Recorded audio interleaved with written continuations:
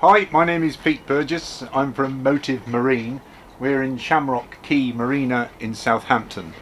I'm here today to come aboard a customer's vessel just to give you an idea of what you should be doing with your boat when you're not using it in the summer and you're preparing it to look after it for next year. This particular vessel has a typical petrol engine. Petrol engines and diesel engines both need to be treated the same.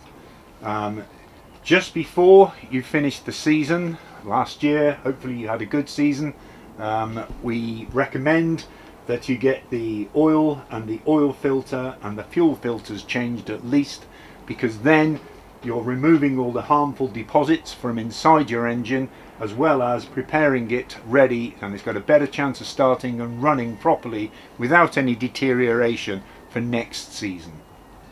The other point is that when you've got your engine into this particular state, you want to be able to, just before the winter, coat the engine with some kind of a very light anti-corrosion material, as well as drain down, especially if you've got a seawater cooled engine, drain down all of the water passages in your engine, because if it freezes it will cause serious damage.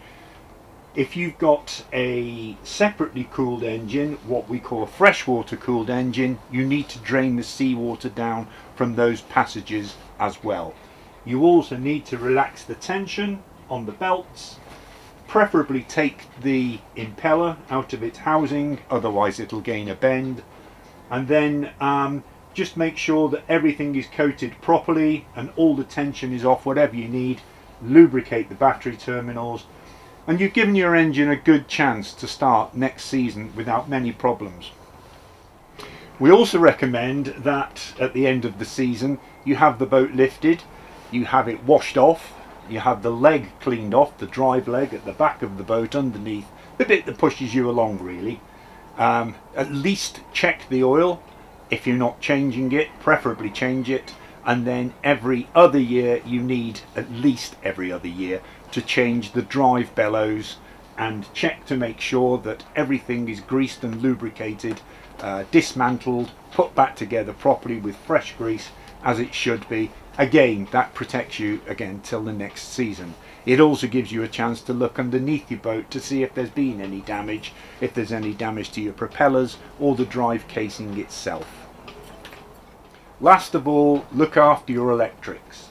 You need to be able to lubricate, preferably with an aerosol spray of some electrical contact cleaner, all of the electric loom, the connections, etc., because any problems crop up electrically, that's what it'll be, a bad connection. Make sure your batteries are topped up. If necessary, take them home and leave them on trickle charge for the winter, but if you've got a charger on your boat, and preferably a heater in your engine room, that should do an awful lot of good for your engine. Bearing all that in mind, I hope that all of your engines give little problems. We much prefer to maintain rather than repair any day of the week. Things like risers, your exhaust risers and manifolds, they've only got a guaranteed life of 4 years, especially replacement ones. So if they start to corrode, they'll corrode from the inside where the seawater is, not on the outside. If they start to corrode, there's water going into your engine. But don't forget, once you've looked after your engine, it'll look after you, and they should last you a long time. I hope you have a great boating season, and thanks for listening to me. Cheers.